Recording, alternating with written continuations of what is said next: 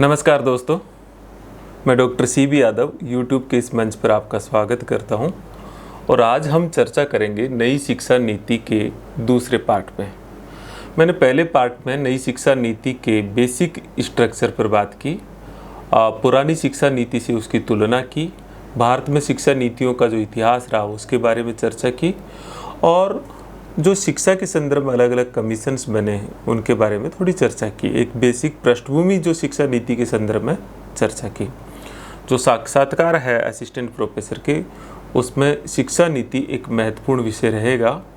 और आज का जो टॉपिक है जिस पे हम चर्चा करेंगे वो बेसिकली जो न्यू एजुकेशन पॉलिसी 2020 है उसका स्कूली शिक्षा मॉडल, मतलब हम कहें कि 12th से नीचे का जो शिक्षा मॉडल है उस पे हम अलग अलग पहलुओं पे चर्चा करेंगे। उस पे किस तरह के सवाल हो सकते हैं उनकी चर्चा करेंगे। जो बदलाव किए गए हैं उन बदलावों में क्या बदलाव है और वो बदलाव कितने प्रासंगिक होंगे उनकी हम चर्चा करेंगे। विशेषकर ये वीडियो असिस्टेंट प्रोफेसर के स्टूडेंट्स के लिए तो फ़ायदेमंद है ही, लेकिन मेरा ये मानना है कि स्पेशली जो स्कूल एजुकेशन में, जो सरकारी या प्राइवेट सेवा में जो लोग काम कर रहे हैं और वो साक्षात्कार देते हैं, चाहे वो किसी का भी साक्षात्कार दे, असिस्टेंट प्रोफेसर के साथ अन्य भी साक्षात्कार देंगे, उनके लिए भी बहुत महत्वपूर्ण ये वीडियो साबित हो सकता है। इसलिए आप इस पूरे 20-25 मिनट के इस मेरे व्याख्यान को आप बहुत गौर से और बहुत ही इत्मीनान से देखिए, एक एक शब्द को अपने जहन में उतारने का प्रयास करें। तो स्कूल एजुकेशन के संदर्भ में क्या बदलाव हुए, एक बार हम ये देख लेते हैं कि इसके संदर्भ में किस तरह के सवाल एक साक्षात्कारकर्ता पूछ सकता है। आपसे पूछ सकता है कि स्कूल एजुकेशन के संदर्भ में न्यू एजुकेशन पॉलिसी में क्या नया है, मतलब जो पहले था उसमें क्या नया बदलाव आपको देखने को मिला है। आप 1, 2, 3, 4, 5 जो अभी मैं बताने वाला हूँ वो बताएंगे। आपसे पूछ सकते हैं कि न्यू एजुकेशन पॉलिसी में स्कूल का मैकेनिज्म है उसके भीतर किस तरह के माइनर लेवल तक के बदलाव हुए हैं। जो टीचर ट्रेनिंग प्रोग्राम्स है उसमें किस तरह के बदलाव हुए हैं। जो स्टूडेंट के असेसमेंट है उसमें किस तरह के बदलाव हुए हैं। जो शिक्षा का जो पूरा का पूरा पाठ्यक्रम है उसको लेकर के क्या सजेशन है। जैसे मैंने पिछले वीडियो में बताया था कि न्यू एजुकेशन पॉलिसी का मतलब ये नहीं है कि उसकी सारी बातें कोई लोहे की लकीर हो गई हो, बल्कि वो एक पॉलिसी है जो एक दिशा निर्देश देती है और सरकारों के प्रोग्राम्स को, प्रोजेक्ट्स को, विभिन्न प्रकार के जो कानून है या जो गाइडलाइन है उनको एक मार्गदर्शन प्रदान करती है। और ये लक्ष्य भी 2040 तक के रखे गए हैं। तो आपको ये भी पता होना चाहिए कि कौन सा लक्ष्य किस ईयर तक पूरा करना है। हम एक एक चर्चा करते हैं स्कूल एजुकेशन में क्या बदलाव किया गया है। तो सबसे बड़ा बदलाव, पहले मैं उन पॉइंटों को रख देता हूँ, फिर उनके आंसर किस तरह से आप रखेंगे उनकी हम चर्चा करेंगे। तो सबसे बड़ा बदलाव तो जो स्कूल एजुकेशन के मॉडल पे किया है, 1964 से ही जो शिक्षा आयोग, जो कोठारी आयोग भी कहते हैं, वहाँ से 10+2 का मॉडल चल रहा था। पहली बार बड़ा बदलाव है ये, वो है 5+3+3+4। और मैंने पिछले वीडियो के अंत में ये थोड़ा सा बता ही रहा था, इसको अधूरा छोड़ दिया था कि 5+3+3+4 का मतलब है क्या है। तो 5 का मतलब जो होता है वो 3 से 8 साल की 3 से 8 वर्ष का जो बालक है उसकी एजुकेशन, और इसमें जो प्री प्राइमरी होती है और फर्स्ट और सेकंड क्लास। आपसे पूछ सकते हैं कि जो प्री प्राइमरी एजुकेशन है उसको क्या कहते हैं। जो प्री प्राइमरी एजुकेशन है उसका एक शॉर्ट नेम भी है, जो इंटरव्यू करता आपसे पूछ सकता है, उसे कहते हैं ECCE, मतलब early childhood care and education. ये फर्स्ट क्लास से पहले की जो एजुकेशन होती है, मतलब 3 साल से लेकर के 5 साल तक के बच्चे की 6 साल तक के बच्चे की जो एजुकेशन होती है वो कहलाती है ECCE। और ध्यान रखिए ये केवल और केवल जो ये प्री प्राइमरी एजुकेशन होती है वो कोई शिक्षा विभाग या शिक्षा मंत्रालय के अधीन ही नहीं होती। ये प्रोग्राम्स कई अन्य डिपार्टमेंट या मिनिस्ट्री के अधीन चलता है। आपको ये तो जानकारी होगी कि सेंट्रल गवर्नमेंट में हम मिनिस्ट्री बोलते हैं और स्टेट गवर्नमेंट में हम उसे डिपार्टमेंट बोलते हैं। तो उसमें महिला और बाल विकास विभाग भी होता है, जनजातीय विभाग भी होता है, स्वास्थ्य और परिवार कल्याण विभाग या मंत्रालय भी होता है। अलग अलग कई तरह की योजनाएं चलाते हैं। फर्स्ट और सेकंड, तो इसका मतलब हुआ कि 5 का मतलब है 3 से 8 साल के बच्चे की एजुकेशन। फिर 3 का मतलब होता है चौथी पाँचवीं, आपका तीसरी चौथी पाँचवीं, मतलब आपकी एजुकेशन हो गई 3rd क्लास से लेकर के 5 क्लास तक। फिर 3 का मतलब है 6 से लेकर के 8, और फिर 4 का मतलब है 9 से लेकर के 12। तो एक तरह से जो पहले 10+2 का मॉडल था उसे 5+3+3+4 में डिवाइड कर दिया है। यहाँ पे एक तो ये बेसिक आपको स्ट्रक्चर पता हो। इसमें एक चीज़ जो बड़ी इम्पोर्टेंट है वो ज़रूर आपको ध्यान रखनी है कि इस पूरे मॉडल में बड़ा बदलाव क्या है। तो आपको थोड़ा 2 चीज़ों को स्पेसिफिक आइडेंटिफाई करना चाहिए।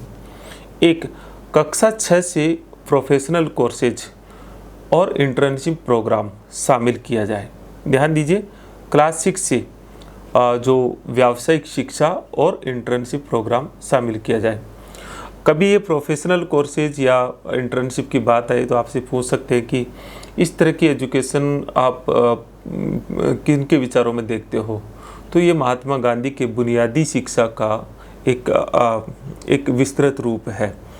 फिर दूसरा बड़ा बदलाव, एक बड़ा बदलाव तो मैंने आपको बताया क्लास 6 से जो है प्रोफेशनल और इंटर्नशिप प्रोग्राम, और जो दूसरा बड़ा बदलाव इस शिक्षा नीति में है वो है क्लास 9 से 12 तक का mechanism.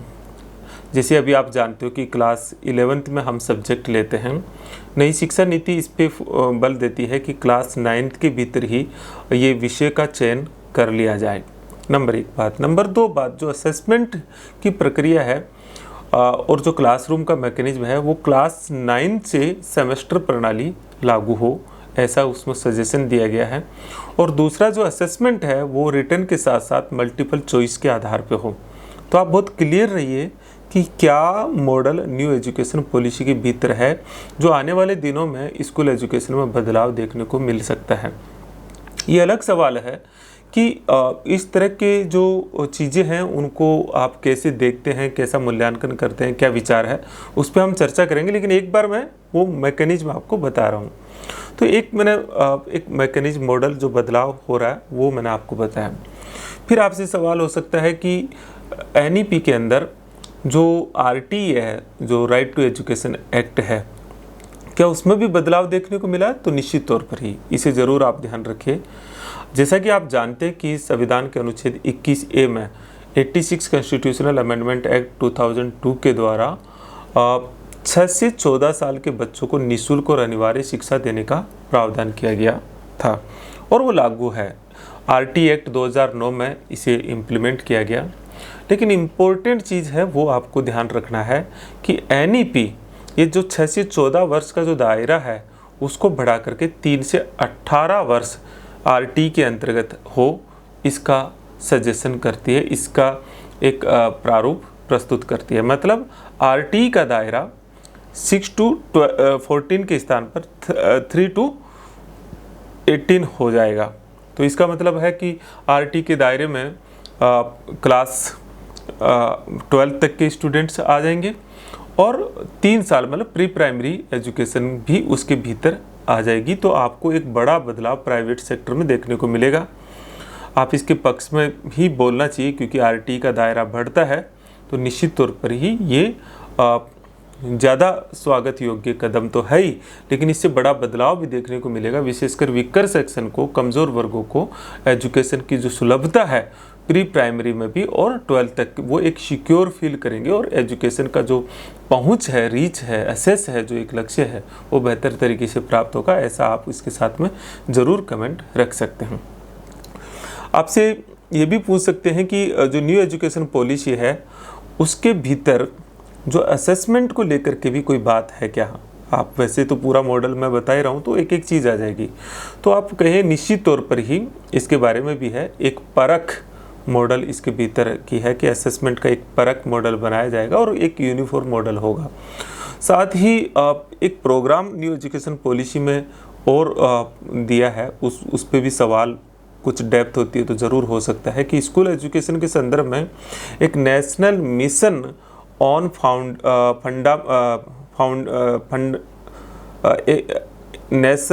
National mission on foundational literacy and numeracy. मतलब एक संख्यात्मक ज्ञान और साक्षरता का एक बुनियादी प्रोग्राम चलाया जाएगा। ये प्रोग्राम क्लास 3 तक के बच्चों के लिए होगा और 2025 तक इसे पूरा करना है। तो इस लक्ष्य को 2025 तक करना है और 3rd क्लास तक एक बुनियादी साक्षरता और न्यूमेरेसी मतलब संख्यात्मक ज्ञान के ऊपर ये प्रोग्राम न्यू एजुकेशन पॉलिसी के भीतर है। तो ये भी एक चीज़ है। एक बहुत महत्वपूर्ण सवाल जो न्यू एजुकेशन पॉलिसी पे जनरली पूछते ही हैं वो होता है कि मातृभाषा में, क्योंकि ये स्टूडेंट में ये गलतफहमी भी है कि सर जो नई शिक्षा नीति है उसमें मातृभाषा में शिक्षा देने का प्रावधान किया गया। और इसके पीछे वजह भी है क्योंकि मीडिया में इसे बहुत ज़्यादा प्रचारित किया गया था। सच्चाई ये नहीं है। सच्चाई ये है कि ये मातृभाषा का जो फॉर्मूला है वो पिछली दोनों शिक्षा नीतियों में था। 1956 से त्रिभाषा फार्मूला चला आ रहा है। ये मातृभाषा उसी त्रिभाषा फार्मूला का एक हिस्सा है। तो आपको त्रिभाषा फॉर्मूला पता हो जो मैंने पिछले वीडियो में बता रखा है, आप उसे देखिएगा। लेकिन मातृभाषा का कंसेप्ट पहले की दोनों शिक्षा नीतियों में भी था। इस शिक्षा नीति में मातृभाषा पर बल दिया गया है। उसमें कहा गया है कि क्लास 5 तक मतलब क्लास 5th तक मातृभाषा में शिक्षा दी जाए। मातृभाषा का मतलब हिंदी नहीं है, मातृभाषा का मतलब वो है जो माता से आती है, मतलब उस क्षेत्र की क्षेत्रीय भाषा जो सामान्यतः सभी बच्चे जानते हैं। और क्लास 8 तक इसका विस्तार किया जाए। एक बड़ी बात जो है वो ये है कि जो तकनीकी शिक्षा है उसमें भी मातृभाषा और हिंदी भाषा को प्रमोट करने की बात न्यू एजुकेशन पॉलिसी में। और जैसा कि आप देख रहे हो मेडिकल एजुकेशन और इंजीनियरिंग और आईआईटी के जो इंजीनियरिंग की सब्जेक्ट्स हैं उनको भी हिंदी के भीतर उनकी एजुकेशन शुरू करने का प्रावधान सरकारों ने किया। तो उसमें भी एक न्यू एजुकेशन पॉलिसी का इन्फ्लुएंस देख सकते हो। इस पे आपका पक्ष विपक्ष मांग सकते हैं, कह सकते हैं कि भाषा एक माध्यम और मातृभाषा में कोई भी स्टूडेंट एक बेहतर तरीके से ग्रहण करता है। और अगर हम दुनिया का भी देखें तो आप देखेंगे कि मेडिकल और इंजीनियरिंग की पढ़ाई भी चाइना में जाएंगे तो चाइनीज़ लैंग्वेज में है, रशिया में जाएंगे तो रशियन लैंग्वेज या वहाँ की जो लोकल लैंग्वेज है उसमें होती है। तो ये बड़ा मुद्दा नहीं है, महत्वपूर्ण बात अंडरस्टैंडिंग का है। लेकिन फिर भी इसमें कोई इंग्लिश को रिप्लेसमेंट करने की बात नहीं है। अंग्रेजी महत्वपूर्ण है, ग्लोबल लैंग्वेज है और ये चीज़ है। इसकी क्रिटिसाइज जो है वो पॉइंट में लास्ट के अंदर आऊँगा, नहीं तो वीडियो फिर बहुत लंबा हो जाता है। एक और चीज़ जो न्यू एजुकेशन पॉलिसी के बारे में है, मैंने आपको इंटर्नशिप प्रोग्राम बताया है, परख मैंने आपको बताया है। एक बहुत इंपॉर्टेंट चीज़ है वो आपसे कई बार लिंक करके पूछते हैं। वो ये पूछते हैं कि आप अगर स्कूल एजुकेशन में काम करते हो तो आपको क्या मेजर खामियां नज़र आती है जिसे आप सुधारना चाहोगे। तो 2-3 चीज़ें सभी लोग बताते हैं, आपको बताना भी चाहिए। जैसे आप कहेंगे कि इंफ्रास्ट्रक्चर की कमी है, ह्यूमन रिसोर्सेज की कमी है, जो टीचर ट्रेनिंग है उसमें वो आधुनिक नहीं है, स्टूडेंट और टीचर का जो रेशो है वो बहुत ज़्यादा है, टीचर से बहुत सारे नॉन टीचिंग एक्टिविटीज़ और बहुत दूसरे सारे जनगणना जैसे बहुत सारे काम करवाए जाते हैं, एक प्रॉपर मॉनिटरिंग एजेंसी नहीं है। ये सारी कमियां है और यही बतानी होती है। तो क्या न्यू एजुकेशन पॉलिसी में इनका कोई समाधान प्रस्तुत है? जो आप बताइए, कई बार ये सवाल उल्टा आता है तो आप बताएंगे हाँ सर बिल्कुल, कुछ हद तक जो नई शिक्षा नीति है उसमें एक मॉडल है इसके समाधान का। क्या मॉडल है, मैं आपको उसको थोड़ा सा ब्रीफ करता हूँ। नई शिक्षा नीति कहती है कि जो एक क्षेत्र के जो छोटे छोटे स्कूल है उन छोटे छोटे स्कूल को मिला करके एक स्कूल परिसर, एक स्कूल कैंपस बनाया जाए, जिसमें जो सीनियर सेकेंडरी स्कूल होगी उसके साथ उस क्षेत्र की बहुत सारी जो प्राइमरी और प्री प्राइमरी और मिडिल स्कूलों को आप क्या करेंगे, इंटीग्रेटेड करेंगे। मतलब कैंपस एक नहीं, एक आप ऐसे इमेजिन कीजिए कि एक जो सीनियर सेकेंडरी स्कूल है उसके आसपास जितनी भी छोटी स्कूल है उनको मिला करके आप उसे एक स्कूल कैंपस का नाम दीजिए। और वो स्कूल कैंपस सेमी ऑटोनोमस होगा, मतलब अर्ध स्वायत्त रहेगा। और उस स्कूल कैंपस के भीतर जो टीचर्स की नियुक्ति होगी वो किसी स्कूल में ना होकर के स्कूल कैंपस के भीतर होगी। और 5 से 7 वर्ष तक एक स्कूल कैंपस में टीचर का या शिक्षक का या कर्मचारियों का एक टेन्यूर होगा। तो इससे जो अननेसेसरी ट्रांसफ़र की जो प्रॉब्लम्स है वो प्रॉब्लम्स दूर होती हुई दिखाई देती हैं। दूसरा, चूंकि वो सेमी ऑटोनोमस है तो वो अपनी शैक्षिक गतिविधियों को और अन्य गतिविधियों को अपने हिसाब से डिजाइन कर सकता है वो स्कूल कैंपस। साथ ही साथ एक दूसरे के संसाधनों का, जैसे इतनी स्कूल कैंपस है, संसाधन कम है, एक ही शारीरिक शिक्षक सभी स्कूलों के बच्चों को खेल गतिविधियां करवा सकता है, एक या दो कंप्यूटर ऑपरेटर या कंप्यूटर शिक्षक है वो उसकी शिक्षा दे सकता है। इससे जो संसाधनों की कमी है, मानव संसाधन और भौतिक संसाधनों की कमी है, उस समस्या पर और स्थानांतरण जैसी दूसरी सारी चीज़ों पर नियंत्रण पाया जा सकता है। तो एक बहुत बेहतरीन मॉडल है। आप इसके पक्ष में कह सकते हो कि नई शिक्षा नीति में ये एक मॉडल की बात कही गई है।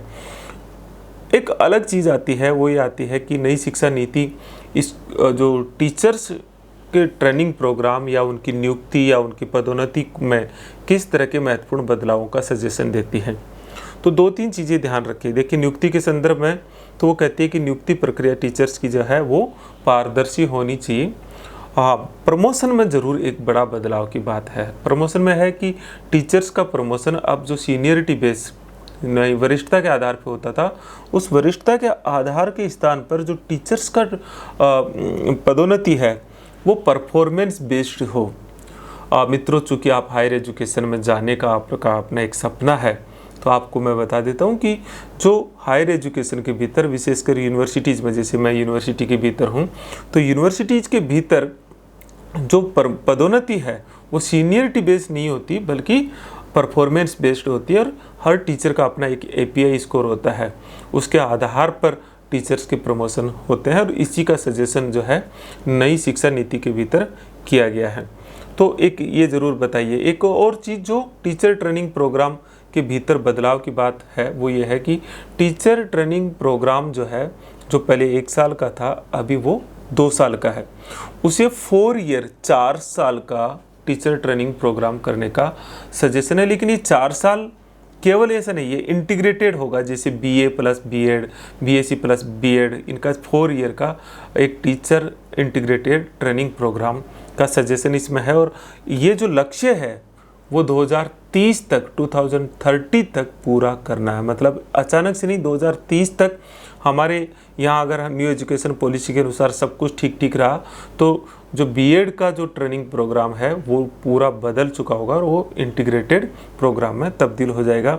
आप कहें कि ये ठीक है या गलत है, तो आप कह सकते हो काफ़ी हद तक ये सही है, क्योंकि जो लोग शिक्षक बनना चाहते हैं या जिनका उद्देश्य शिक्षा के क्षेत्र में अध्यापन करवाना है, उसे प्रारंभिक तौर पर ही तय कर लेना चाहिए। तो ये काफ़ी सही कदम है, आप कह सकते हो। इससे अननेसेसरी जो भीड़ है, आप अननेसेसरी जो B.Ed है या B.Ed का जो एक स्तर गिरा है, उसमें भी काफ़ी इम्प्रूवमेंट आने की संभावना है। फिर सवाल आता है कि क्या स्कूल एजुकेशन के भीतर जो न्यू NEP है वो रेगुलेटरी एजेंसी के भीतर भी, स्कूलों की रेगुलेटरी एजेंसी के भीतर भी कुछ सुझाव देती है क्या? तो ये बहुत इम्पोर्टेंट है। ये हम कमी बताते भी हैं कि स्कूल एजुकेशन की मेन कमियों के भीतर रेगुलेटरी, कोई एक प्रॉपर रेगुलेटरी अथॉरिटी नहीं है। और एक हम ये भी कहते हैं कि जो प्राइवेट शिक्षण संस्थाएं हैं वो काफ़ी हद तक अलग मॉडल पे चलती है, गवर्नमेंट वाले अलग मॉडल पे चलते हैं। इसके लिए NEP एक मॉडल देती है, एक रेगुलेटरी अथॉरिटी का, स्कूल रेगुलेटरी अथॉरिटी का एक सजेशन देती है कि हर राज्य के भीतर एक स्कूल रेगुलेटरी अथॉरिटी हो जो प्राइवेट और पब्लिक जो एजुकेशन इंस्टीट्यूशंस है, मतलब सरकारी और निजी दोनों तरह के जो स्कूल एजुकेशन है उनको रेगुलेट करेगा, उनके लिए uniform code of conduct design करेगा और काफ़ी हद तक जो पब्लिक और प्राइवेट के भीतर का अंतर है उसे कम करने का प्रयास करेगा। तो इस तरह से जो स्कूल एजुकेशन में बड़े बदलाव जो है वो काफ़ी है। इसके अलावा आप कह सकते हो कि जो शिक्षा का जो पूरा मॉडल है उसमें आर्टिफिशियल इंटेलिजेंस के प्रयोग करने की बात कही गई है, परख की मैंने आपको बात कही है, बहुत सारी जो सह शैक्षणिक गतिविधियाँ हैं उनकी बात है, जो बच्चों का जो बस्ते का बोझ है उसको कम करने की बात है। तो कुल मिलाकर के स्कूल एजुकेशन के संदर्भ में न्यू एजुकेशन पॉलिसी एक बड़ा रिवोल्यूशनरी बदलाव का सजेशन कर रही है। और अगर ये लागू होता है तो आने वाले दिनों में स्कूल एजुकेशन में काफ़ी हद तक बड़े बदलाव देखने को मिल सकते हैं। आपसे साक्षात्कारकर्ता अपने विचार पूछ सकता है। जहाँ तक संभव हो कुछ क्रिटिक्स के साथ में सकारात्मक ही हमें बताना होता है कि बुनियादी शिक्षा अच्छी है, लेकिन बुनियादी शिक्षा के भीतर कौन से कोर्सेज शामिल होंगे, फिर उनका इंटर्नशिप प्रोग्राम कैसे होगा, इस पे उसके रिजल्ट निर्भर करेंगे। टीचर ट्रेनिंग प्रोग्राम में काफ़ी हद तक सही है, लेकिन उसकी एक मैकेनिज्म जो उसको रेगुलेशन करने वाला है उस पर काफ़ी हद तक डिपेंड करता है। स्कूल रेगुलेटरी अथॉरिटी काफ़ी हद तक एक बहुत सकारात्मक कदम है। इस तरह से आप उसके सजेशन बताएंगे। तो ओवरऑल आप इसको ज़रूर डिटेल से देखिएगा, और भी आप इस पूरे चीज़ को आप गहराई से अध्ययन करना चाहते हो तो मूल जो NEP का जो ड्राफ्ट है उसको आप ज़रूर पढ़िएगा। हम लोग जो हमारा क्लासरूम प्रोग्राम होगा, ट्रेनिंग इंटरव्यू का जो क्लासरूम प्रोग्राम भी चला रखे हैं, ऑनलाइन और ऑफलाइन प्रोग्राम भी चला रखे हैं, उसमें इस पे फिर आपसे और कई तरह के अलग अलग एंगल से संवाद करेंगे। अगला वीडियो मैं हायर एजुकेशन पे भी एक बनाने वाला हूँ, वो भी बहुत महत्वपूर्ण है क्योंकि उसमें आपका रिक्रूटमेंट भी हो रहा है और हम बहुत सारी चर्चाएँ कर ही रहे हैं। आपको मैंने बार बार बताया भी है कि जो भी विद्यार्थी जो असिस्टेंट प्रोफेसर के एस्पिरेंट्स हैं, जिनको लगता है कि वो क्वालिफाई कर जाएंगे या क्वालिफाई कर गए इंटरव्यू के लिए, उन्हें बिना समय गंवाए अभी से तैयारी शुरू कर देनी चाहिए। हमारा प्रवेश प्रक्रिया बिल्कुल सिंपल सी है। हम एक ऐप है जिसके ज़रिए आप हमसे कनेक्ट हो सकते हो, आप एडमिशन ले सकते हो। ऐप का नाम है CB campus, C for Kolkata, B for Bombay campus. इस पे जाइए, मैं ये लिंक इसके डिस्क्रिप्शन में भी दे दूंगा, और उस पे जाकर के इसके कोर्स को आप जब सब्सक्राइब कर लेंगे तो आपका हमारा एक कनेक्शन बन जाएगा। इसका मतलब ये नहीं है कि कोई उस ऐप पे आपको एजुकेशन दी जा रही है, उसके बाद में आपके पास एक कॉल आएगा और 5 एक्टिविटीज़ हम इस प्रोग्राम में चला रहे हैं। नंबर 1 1-to-1, ये बहुत ज़रूरी होती है क्योंकि हर स्टूडेंट का एक प्रोफाइल अलग होता है। तो मैं स्वयं बैठ कर के स्टूडेंट के बायोडेटा पर, अदर एक्टिविटीज़ पे, उनका एरिया ऑफ इंटरव्यू पे चर्चा करूँगा। एक बोर्ड टीचिंग और ग्रुप डिस्कशन का होगा जिसमें बोर्ड टीचिंग एक बहुत महत्वपूर्ण पहलू है। एक ओरिएंटेशन जैसे अलग अलग पहलुओं पे हम जो एक्सपर्ट्स हैं उनसे चर्चा करवाएंगे। सब्जेक्ट एक्सपर्ट से आपका मीट, जो भी आपके एरियाज क्या हो सकते हैं वो होंगे। एक मॉक इंटरव्यू का हमारा प्रोविज़न है। 2 तरह का कोर्स है, एक पूरा फुल है, एक केवल जनरल कोर्स है। फुल कोर्स और हाफ कोर्स 2 आपको इस ऐप पे मिल जाएंगे। कोशिश कर रहे हैं कि इसमें कोई प्रोफेशनलिज्म वैसे वाला नहीं है, लेकिन एक कोशिश है कि एक आपकी मदद कैसे की जा सकती है, क्योंकि इंटरव्यू की तैयारी कोई नॉलेज वाइज तो करवा नहीं सकते। आपको एक सही दिशा देना, आपकी कमियों को बता देना और उन कमियों को समय रहते हुए दूर कर लेना। मैं इतना ही कहूँगा लास्ट में दोस्तों कि अगर इंटरव्यू की तैयारी है पूरी शिद्दत और सीरियस के साथ करनी ही चाहिए, क्योंकि कभी 1 या 2 नंबर से अगर रहता है ना तो वो जो दर्द है वो टीस है, वो उम्र भर रहती है। और बहुत बेहतरीन सेवा है असिस्टेंट प्रोफेसर कॉलेज एजुकेशन की, कोई ऐसा नहीं है। इसका पे स्केल ग्रेड पे IAS से भी ऊपर होता है। तो ये बात बहुत इम्पोर्टेंट है। थोड़े से प्रयासों से निश्चित तौर पर ही आपकी सफलता जो है वो मिलती है, और उस सफलता का, क्योंकि ये मौके बार बार नहीं आते हैं। तो अगर आपका इंटरव्यू क्वालिफिकेशन होता है तो पूरी शिद्दत से करो, बाकी परिणाम फिर ईश्वर पे छोड़ो। आपको मेरे से पर्सनल भी अगर आपको कोई संवाद करना है तो मेरा मोबाइल नंबर है 9887898181। इस पर आप टेक्स्ट मैसेज कर देंगे तो मैं आपको रिप्लाई भी कर दूंगा, और आपको मेरे से बात करनी होगी तो मैं टेक्स्ट मैसेज के द्वारा बता दूंगा कि इस समय आप बात कर सकते हैं। तो जो मैक्सिमम हेल्प हो सकती है, जो आपसे इस पूरे इंटरव्यू प्रोग्राम में हम कुछ कर सकते हैं, मैं, मेरे साथी, अन्य लोग, वो हम बेहतर तरीके से करने का कोशिश करेंगे। नेक्स्ट वीडियो में मैं हायर एजुकेशन और दूसरा NEP के बारे में आपसे चर्चा करूँगा। मुझे आशा ही नहीं, पूरा विश्वास है कि मैं ये जो NEP पे जो वीडियो जारी कर रहा हूँ आपको, उनसे आपको बहुत बेहतरीन मदद मिल रही होगी। आप इन्हें 2 या 3 बार सुनिए और अच्छे लिटरेचर को भी देखिए। मैं खुद भी ट्रेनिंग प्रोग्राम के लिए लिटरेचर तैयार करवा रहा हूँ। अभी के लिए इतना ही। नमस्कार।